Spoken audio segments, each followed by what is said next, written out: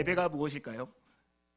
지난주 우리가 나눴던 것처럼 예배는 그리스도의 구속사에게 나타난 하나님의 사랑과 은혜에 대한 인간의 응답입니다. 이런 면에서 볼 때 예배는 우리가 억지로 동원돼서 참여하는 국가 행세와 같은 의식이 아닙니다.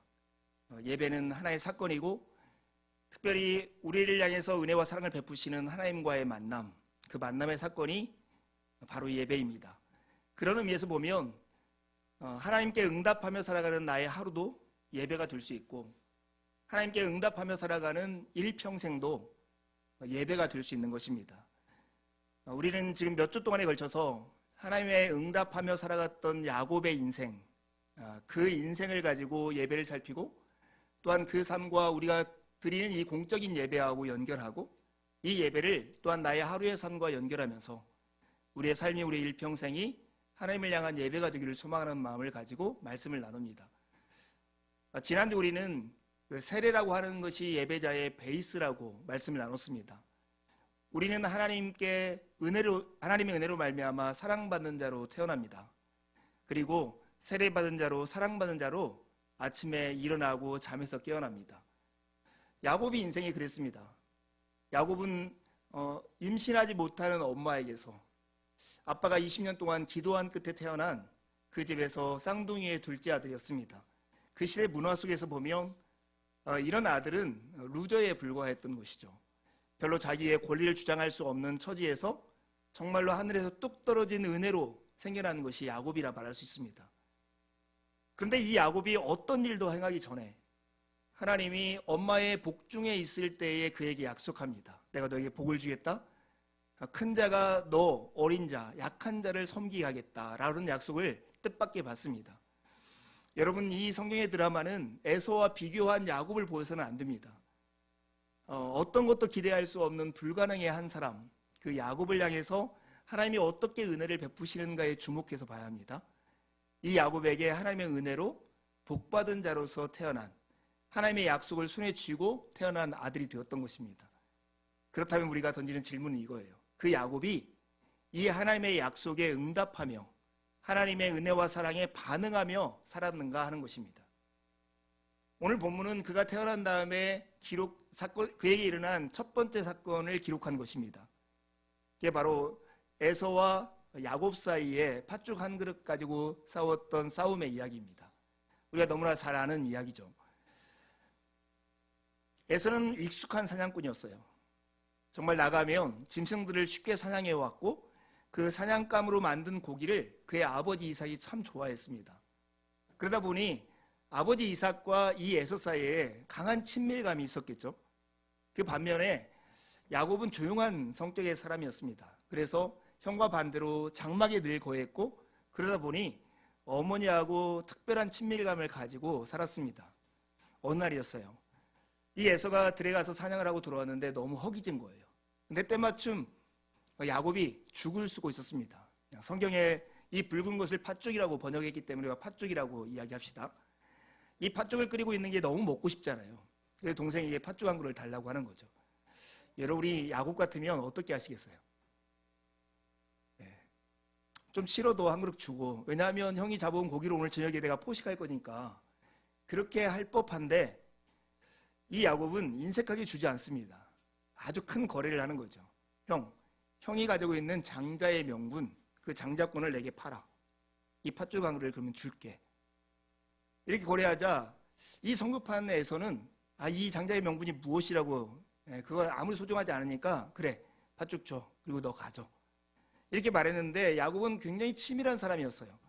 그냥 이걸 그대로 받아들이는 게 아니라 형, 나에게 맹세해. 그리고 하나님 앞에 맹세해. 우리 식으로 하면 계약서에 도장 찍고 가서 공증까지 합시다. 그래, 내가 팥죽 주겠어. 그리고 맹세까지 한 다음에 팥죽을 얻어먹은 게 지금 이 사건입니다. 여러분, 이 사건을 두고 히브리서는 이 에서의 행위를 이렇게 얘기해요. 음식 한 그릇에 장자권을 판 세속적이고 불경건한 사람이라고. 이 에서의 행동을 얘기하는 거죠. 에서는 정말 그랬습니다. 단지 허기를 달래기 위해서 자기가 가지고 있던 이 장자의 명분을 가볍게 여기는 어리석음을 저질렀죠. 우린 이 본문에서 야곱은 에서와 다르게 근사한 삶을 살았다고 생각한다면 큰 오해일 거예요. 이 장면에서 이 야곱이 장자권을 소중히 여겼다 이렇게 미워할 필요가 없습니다. 야곱 역시 아주 비슷한 실패를 하는데 어쩌면 에서보다도 더 음흉한 실패를 했다고 말할 수 있습니다. 왜냐하면 자기 형제의 이 배고픔을 이용해서 장자의 명분을 갈취했던 이 잘못이 있을 뿐만 아니라 야곱의 마음에 하나님을 향한 큰 잘못된 마음을 가지고 있었기 때문에 그렇습니다. 여러분, 하나님이 약속한 그 복을 받는 그 조건이 야곱에게 있었습니까? 야곱은 어떤 일을 하기 전에 하나님께서 복을 주시겠다고 약속했습니다. 그건 은혜로 그냥 받는 것인데 지금 야곱이 탐하는 것은 하나님으로부터 복이 온다는 것이 아니라 이 장자의 명분만 있으면 내가 복을 받을 수 있다고 생각하는 것입니다. 어쩌면 하나님 대신에 이 장자권이라고 하는 것이 더 나에게 나의 복을 보증하는 것이라고 생각했다고 우리가 이해할 수 있는 것입니다.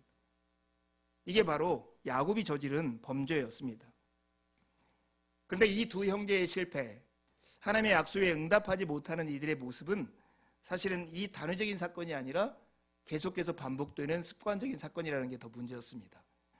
마치 그들의 조상들이 이 선악과만 먹으면 우리가 하나님처럼 될 것이라는 생각에 진짜 하나님을 버려버렸던 것처럼 이 야곱과 에서도 무엇인가 자기 손에 잡으면 그냥 팥죽 한 그릇만 있으면 나는 다야. 아니 장자권만 있으면 나는 복을 다 받을 수 있어. 그 마음에 하나님의 약속과 그리고 장자의 명분이라고 하는 하나님이 주신 매우 중요한 질서를 가볍게 여기는 죄를 계속 반복해서 저지릅니다. 에서의 행위 중에 이런 일이 있었어요. 40세가 되어서 그가 결혼하는데 그 부모님들이 그렇게 만류했음에도 불구하고 이방 여인과 결혼하게 됩니다. 그는 잘 알았을 거예요. 그의 할아버지 아브라함이 자기 아버지 이삭을 정말로 이방 여인과 결혼시키지 않기 위해서 얼마나 노력하고 수고한 끝에 어머니 리브가를 얻었던가를 들었을 거예요. 그럼에도 불구하고 그는 이방 여인들과 결혼함으로써 부모의 마음을 근심케 하는 일을 합니다. 이 또한 이렇게 좋아하는 여자만 결혼하면 나의 인생은 행복할 것이라는 그의 마음이 밑에 깔려 있었던 것입니다. 야곱은 우리가 잘 알다시피 똑같은 거짓과 속임을 하죠. 어느 날 아버지가 그 에서에게 고기를 잡아오면 내가 음식을 먹고 너를 축복하겠다 이렇게 약속했을 때 이 야곱과 어머니 리브가 그 얘기를 듣고 이 동생 이 야곱의 몸에다가 털을 붙이고 음식을 만들어서 아버지를 속이고 축복을 받은 그 사건이 이후에 기록되어 있습니다. 여러분, 죄의 본질은 늘 비슷한 것 같아요.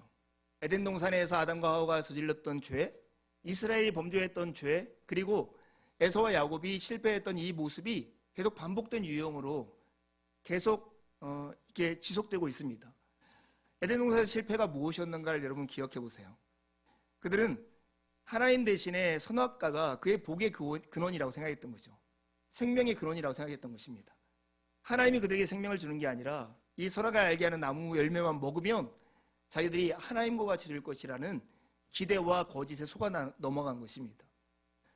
예레미야 2장 13절에 보면 이스라엘 백성들이 저지른 두 가지 죄에 대해서 소개하는데요. 그들도 똑같아요. 생수의 근원이 되신 하나님을 버려버려요. 그리고 스스로 웅덩이를 파면 물이 나올 것이라고 기대하는데 그것은 물이 나오지도 않을 뿐만 아니라 물이 새어버리는 그런 웅덩이를 그들이 팠던 거예요. 엄청 수고했는데 기대했던 효과는 아무것도 없는 게 그들의 인생이었던 것이죠. 죄의 본질은 비슷합니다. 하나님만이 어떤 곳에서 생명과 복을 기대해서 하나님을 버리고 그것을 붙잡는 것, 그것이 바로 죄의 본질인 것입니다. 여러분, 예전에도 한번 소개했는데 그 우스갯소리 중에 이런 게 있잖아요.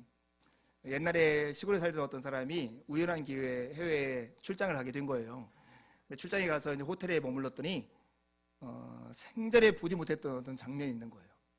화장실이라고 딱 문 열고 들어갔더니 이렇게 뭔가 용기가 있고 어떤 모양이 있어서 딱 틀었더니 물이 나오는 거예요. 근데 차가운 물만 나오는 게 아니라 뜨거운 물도 나오는 거예요. 나중에 알고 봤더니 수도꼭지예요. 야, 이런 신기한 물건이 어디 있을까 해가지고 이 사람이 원래 그 수도꼭지만 이렇게 뽑아가지고 훔쳐가지고 한국에 온 거예요.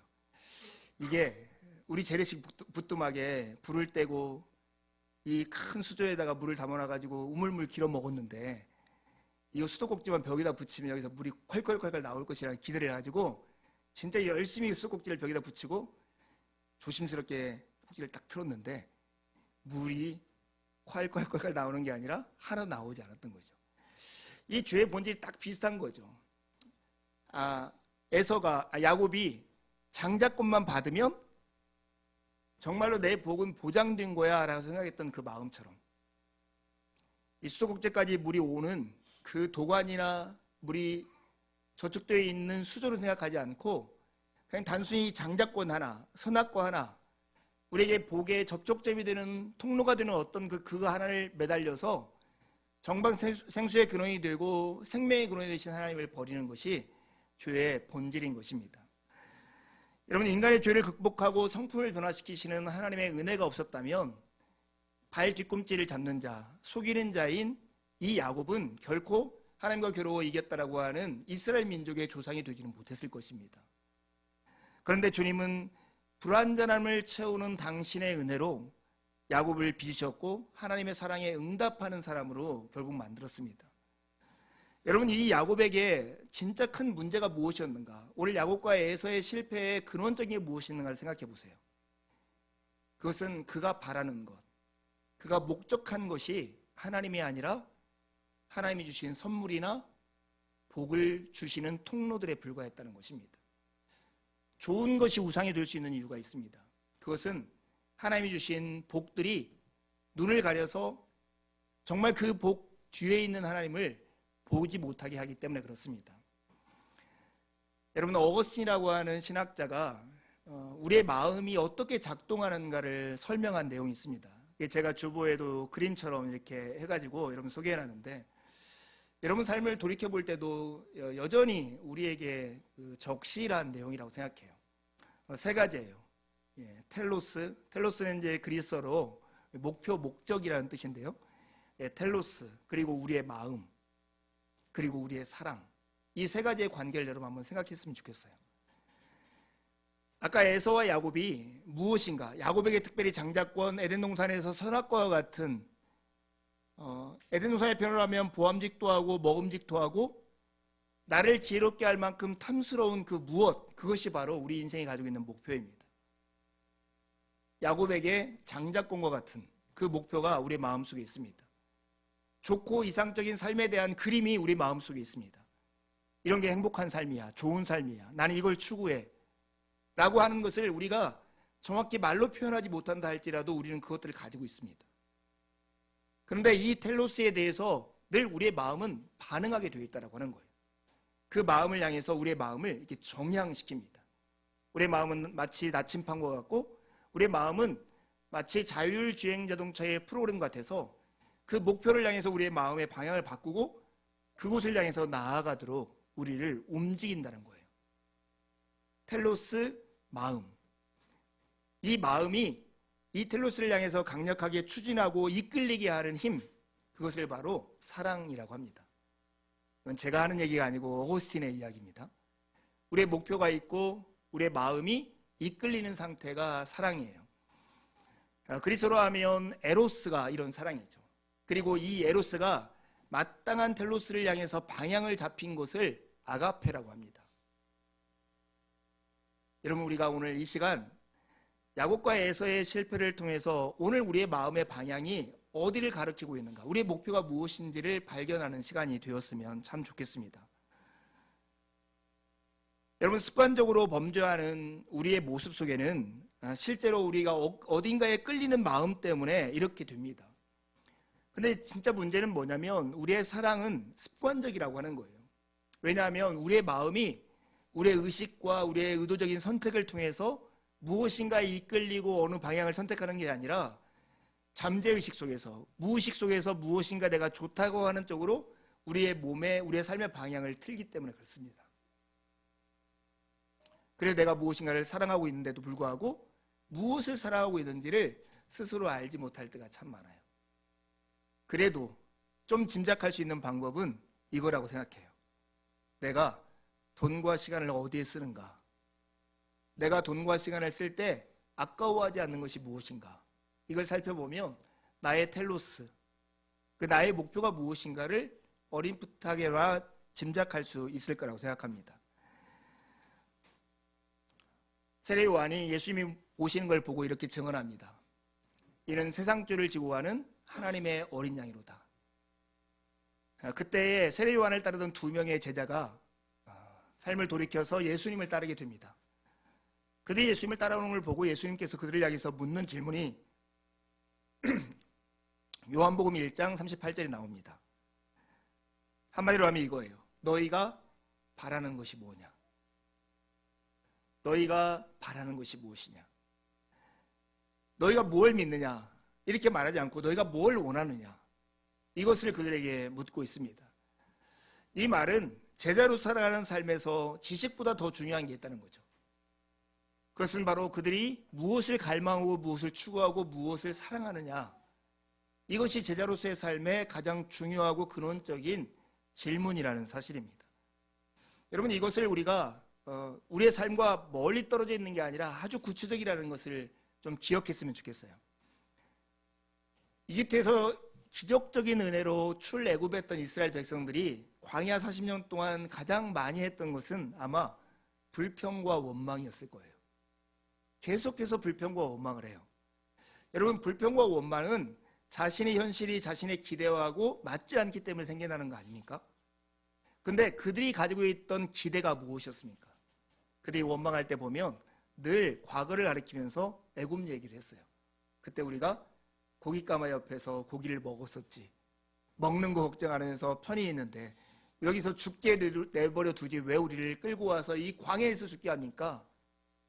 그들이 그렇게 외쳤던 거 아닙니까? 그들의 원망과 불평은 전부 다 그들의 기대하고 그들의 목표와 관련이 있었습니다. 여러분 삶에서 원망과 불평이 있습니까? 때로는 근심과 두려움이 있습니까?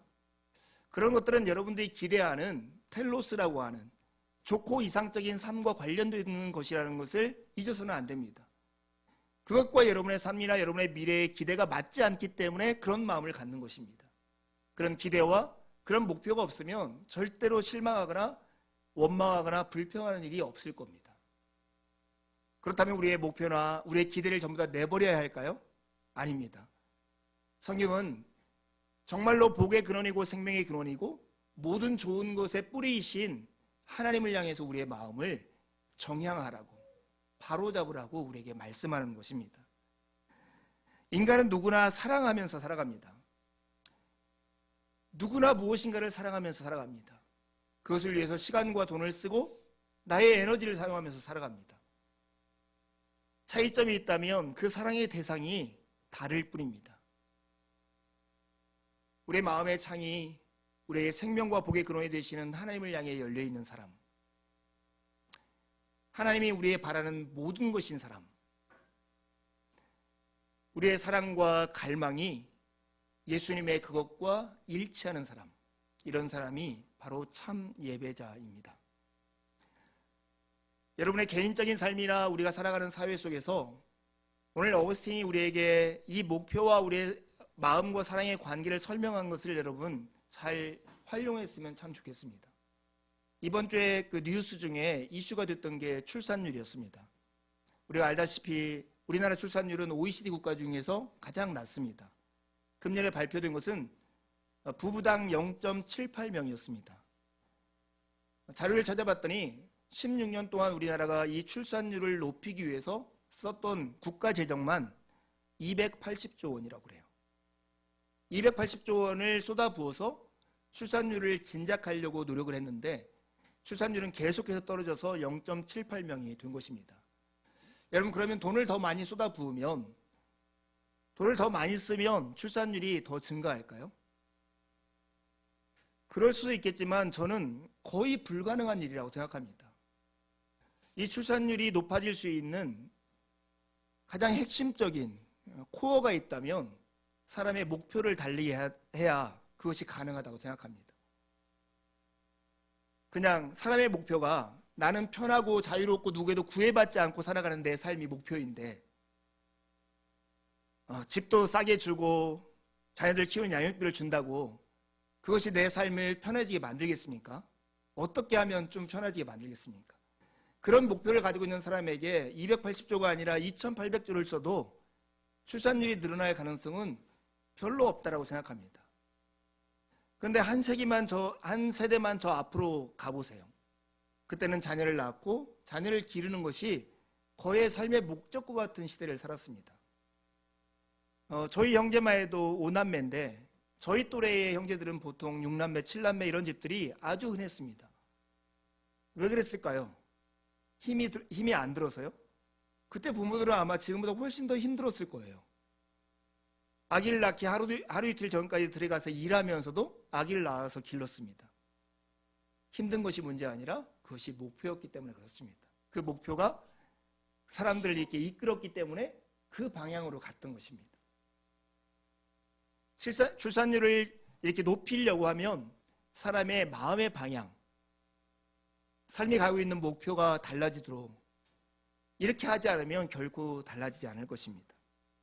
근데 여러분, 이것은 참 공교롭게도 머리로서는 도무지 이해할 수 없고 그 납득되지 않는 현실이라고 하는 거예요. 저 뒤에서 희마가 엄마하고 지금 재밌게 눈 맞추고 있잖아요. 마크 트웨인이 이런 얘기했어요. 고양이의 꼬리를 붙잡아 옮겨본 사람은 그렇게 해보지 않으면 알지 못하는 무언가를 배우게 된다는 거예요.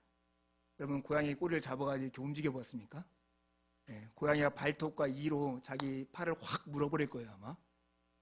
근데 고양이 꼬리를 붙잡아 옮겨본 사람은 그렇게 해보지 않으면 알지 못하는 무언가를 배우게 된다는 거예요.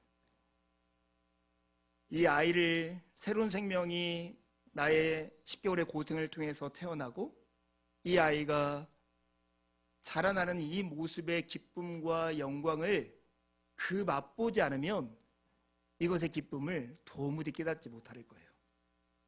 후회해요? 한국 형제? 저 힘든 일을 왜 해요?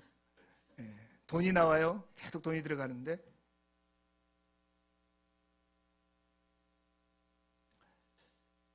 우리가 살아가는 시대는 어쩌면 헛똑똑이의 시대를 살고 있을지 몰라요. 우리가 가지고 있는 가능성과 우리의 욕망에 제한된 우리의 삶을 살고 있을지 모르는 것입니다. 여러분, 우리가 사랑하는 것이 우리이다. 이게 오스틴의 논리입니다. 내가 아는 것, 내가 믿는 것이 내가 아니라 내가 사랑하는 것이 나라는 거예요. 그리고 이 사랑은 내가 알지 못하는 무의식과 잠재의식 속에서 발현되기 때문에 이 사랑은 습관입니다. 그렇다면 예수님의 제자로서 우리가 살아가는 삶은 예수님의 사랑과 욕망이 우리의 삶을 일치시키는 우리의 습관의 방향을 바꾸는 것이 제자의 삶인 것입니다. 우리의 비뚤어진 마음의 지향성, 우리의 목표를 어떻게 하면 우리의 생명의 근원이 되고 복의 근원이 되신 하나님께 정향할 수 있을까요? 어거스틴이 내놓는 두 가지 방법은 본보기하고 실천입니다.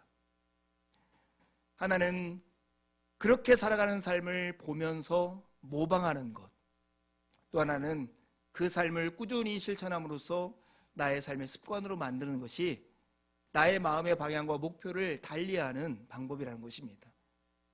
마크 트웨인식으로 얘기하면 고양이 꼬리를 잡아보는 것입니다. 그래야 진짜 복의 근원이, 생명의 근원이 어딘가를 알 수 있는 것입니다. 우리의 마음의 방향을 하나님께로 이렇게 바꾸는 매주마다 이루어지는 현장이 바로 우리가 지금 모여있는 주일 예배 현장입니다. 주일 예배는 내 악장으로 되어 있는 이야기로의 초대입니다. 여러분, 우리 개신교가 드리는 예배가 로마 가톨릭 교회나 정교회가 드리는 예배하고의 다른 점이 있습니다. 이 월터 스코프라고 하는 신학자가 이 종교 개혁자들이 이해하고 실천했던 예배에 대해서 이렇게 얘기했어요. 종교 개혁자들이 실천하고 그들이 이해했던 예배는 행하시는 하나님과 성령의 사역을 통해서 응답하는 우리로 이루어져 있다는 거예요. 우리가 드리는 예배는 하나님께 무엇인가를 우리가 바쳐서 하나님을 감동시키고, 그래서 하나님이 감동하신 하나님으로부터 우리가 소원하는 것을 받아내는 자리가 아니라는 것입니다. 우리보다 앞서, 우리보다 먼저 우리를 위해서 행하신 그 하나님을 기억하며 기뻐하고 그 하나님 앞에 성령의 도우심으로 받아서 우리가 응답하는 시간이 바로 이 예배의 자리인 것입니다. 오늘이 교회력으로 하면 성령 강림절입니다. 예수께서 부활하신 다음에 50일이 지난 다음에 성령께서 강림하셨는데 그것을 기념하는 절기가 바로 교회로 오면 오늘입니다. 성령 하나님은 오늘도 우리 예배 가운데 함께 하시며 우리 가운데 말씀하시고 우리를 깨닫게 하시고 우리의 눈을 하나님께 주목하게 하는 그 일을 행하고 계십니다. 여러분, 내 악장이 무엇인가를 잘 생각해 보십시오. 여러분들도 의식하지 못하지만 우리 몸등교회가 드리는 예배는 이 내악장의 구성을 늘 지키려고 부단히 애쓰는 전례를 가지고 왔습니다. 첫 번째 악장은 부름입니다. 하나님이 우리를 불러서 이곳에 모이게 하는 것입니다. 예배 순서로 하면 예배 제일 처음 시작할 때 예배로의 부름입니다. 예배 자리에 오신 여러분을 환영합니다. 우리에게 사랑을 베푸시는 성부와 우리에게 은총을 내주시는 성자와 우리를 하나 되게 하시는 성령님께서 여러분 모두에게 복 주시기를 원합니다 하면서 여러분을 초대하는 게 예배로의 부름입니다. 그런 다음에 우리는 하나님 앞에 우리의 죄를 고백하죠. 죄를 고백한 다음에 이루어지는 것은 뭐냐면 하나님의 우리의 죄를 용서하신다는 사죄의 선언을 하는 것입니다. 이 모든 것이 어디에 집중되어 있습니까? 우리가 하나님께 무엇인가를 바치는 데 집중되어 있습니까? 아니면 하나님께서 우리 가운데 무엇인가를 하시는 일에 집중되어 있습니까? 우리 예배의 눈은, 예배 자리에서 가져야 할 눈은 우리가 하나님께 무엇인가를 하는 것이 아니라 하나님께서 우리에게 무엇을 하셨고 지금 하시고 계시는가에 주목해야 하는 것입니다.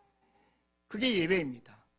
그걸 통해서 우리의 마음의 방향이 복의 근원이요 생명의 근원이신 하나님께 맞춰지는 것, 그것이 바로 예배를 통해서 우리의 마음의 방향을 정향하는 그런 자리인 것입니다. 두 번째 시간이 오늘 우리가 말씀을 듣는 이 들음의 시간입니다. 들음은 대체적으로 성경 봉독과 설교로 구성되어 있습니다. 이 설교를 통해서 하나님이 예수 그리스도 안에서 우리를 위해서 행하시는 일이 무엇인가를 우리에게 소개하고 그 하나님 앞에 우리가 어떻게 반응하며 살아가는 것이 마땅한가를 나누는 자리가 바로 설교의 자리입니다. 설교의 자리에서 저 목사가 어떻게 말을 하고 어떤 비유를 들고 어떤 이야기를 하는가 이것만 듣고 간다면 별 의미 없을 거예요. 하지만 하나님이 우리를 위해서 어떤 일을 행하셨는가에 주목해서 듣고 그것을 우리의 마음을 채운다면 그 자리야말로 정말 복된 자리가 될 것입니다. 세 번째는 우리가 매주 하지 못하지만 사귐의 시간입니다. 그게 바로 성만찬의 자리입니다. 성만찬은 왕이신 하나님께서 우리를 당신의 식탁에 자리하게 한 것을 상징하며 기념하는 자리입니다.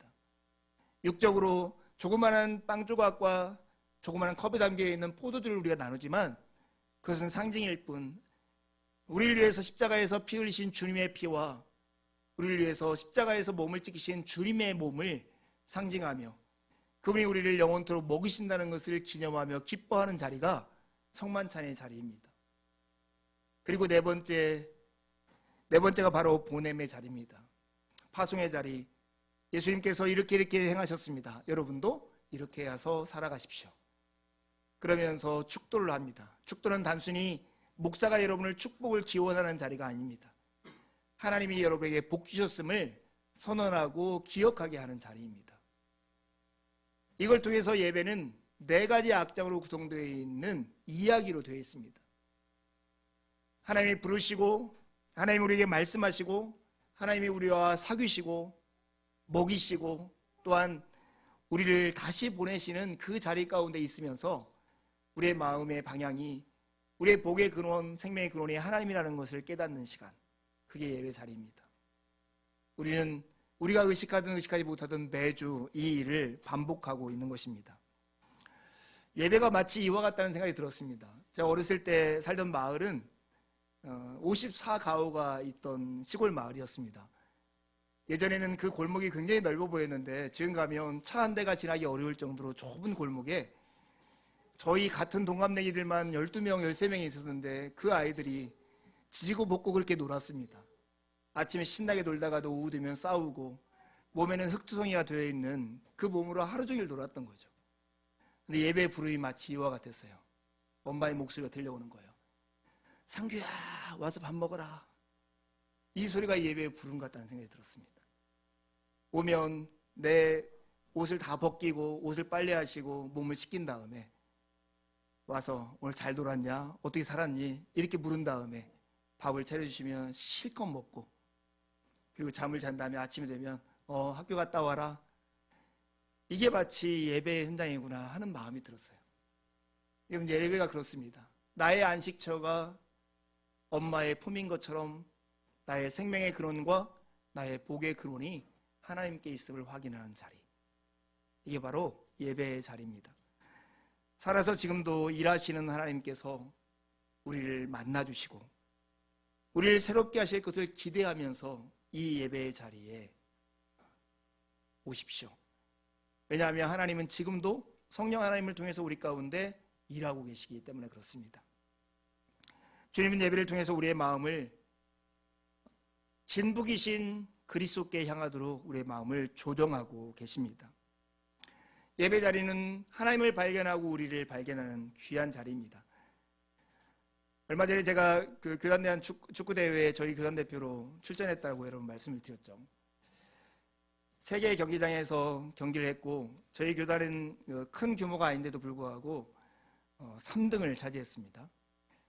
근데 저희가 경기했던 경기장이 세 경기장 중에서 본부석이 있는 경기장, 그 면에서 축구를 해서 CBS, CTS, 굿TV 이런 데서 뉴스를 제작해서 방송했는데 저희 팀 경기가 정말로 많이 배경화면으로 쓰였더라고요.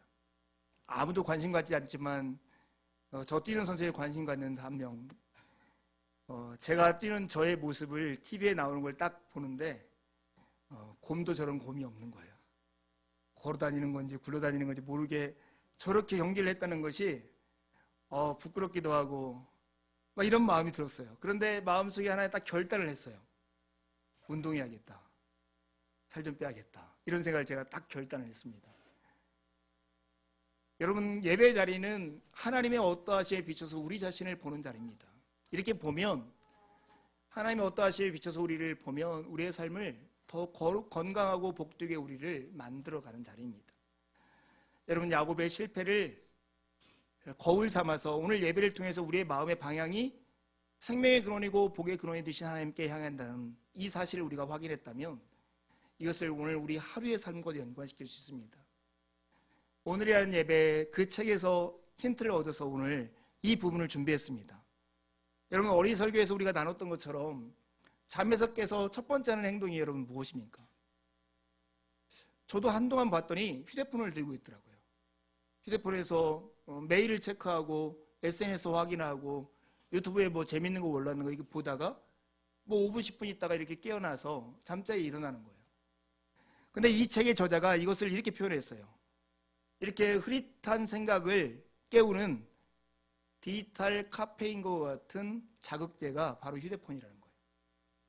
휴대폰 한번 보면 마치 커피 한 잔 마시면 잠 깨는 것처럼 그런 효과를 이것이 가져오더라는 거예요. 근데 아까 어린이 설교에서 나눴던 것처럼 사람에게는 각인 효과가 있어요. 야생동물이 자기를 구조한 안 사람을 자기 엄마처럼 여겨서 늘 그 사람에게 기대하고 그 사람에게 좋은 것을 바라는 것처럼 우리도 아침에 했던 첫 번째 장면과 그 인상이 하루 종일 우리를 끌고 가는 그런 힘으로 작용한다는 것입니다. 여러분, 이 저자가 우리에게 소개하는 이 휴대폰을 드는 것보다 다른 중요한 행동을 해보라는 거예요. 그게 바로 침대 시트를 잘 펴는 거예요. 침대 시트를 펴는 거. 제 설교를 준비하면서 이번 한 주간 동안 아침에 일어나서 이렇게 이불을 가지런히 이렇게 침대 위에다가 얹혀놓는 걸 했습니다. 아내는 저 사람이 왜 그럴까 이렇게 생각해 줄 수가 있겠지만 저는 이것들을 실천하면서 하루를 살아보려고 했어요. 아침에 깨어나서 지난주 설교에 나눴던 것처럼 나는 세례받은 자로서 사랑받은 자로서 오늘 하루가 선물처럼 주어졌다는 걸 생각했고 잠자리에 일어나서 휴대폰을 들기 전에 시트를 쭉 정리한 다음에 그 자리에 앉았습니다. 마치 혼동이 있는 세상의 말씀으로 질서를 잡게 했던 하나님, 그 하나님의 일에 참여하는 기념으로 그렇게 하는 거예요. 그리고 침대에 앉아서 마치 이불을 가지런히 펴놓는 것처럼 내 하루의 일과를 하나님 앞에 그냥 펼쳐놓는 거예요. 하나님, 오늘 제가 누구를 만나야 하는데 이러한 일이 있습니다. 하나님, 오늘 하루 종일 제게 이런 근심거리가 있고 사실 오늘 이런 일이 이루어졌으면 하는 마음의 기대가 있습니다. 여러분들도 각자 그런 마음이 있고 아침에 눈을 뜨면 그런 마음이 일어나는 것들을 마치 침대 시트나 이불을 펼쳐놓는 것처럼 하나님 앞에 쭉 펼쳐놓으십시오. 이렇게 하루를 시작하십시오. 그러면 하나님이 여러분의 인생 가운데 일하시는 것에 여러분이 참여할 뿐만 아니라 기도를 통해서 여러분의 인생 가운데 하나님을 초대해서 하나님과 함께 살아가는 하루가 될 것입니다. 죄로 물든 인간성과 오염된 세상을 극복하는 하나님의 은혜로 우리는 하나님의 자녀들이 되었습니다. 아침마다 사랑받는 자로서 잠에서 깨어나고 지금 여기서 행동하시는 하나님의 일에 참여하는 것으로 하루를 시작하십시오. 이것이 바로 하나님의 은혜와 사랑에 응답하는 예배가 될 것입니다. 함께 기도하시겠습니다.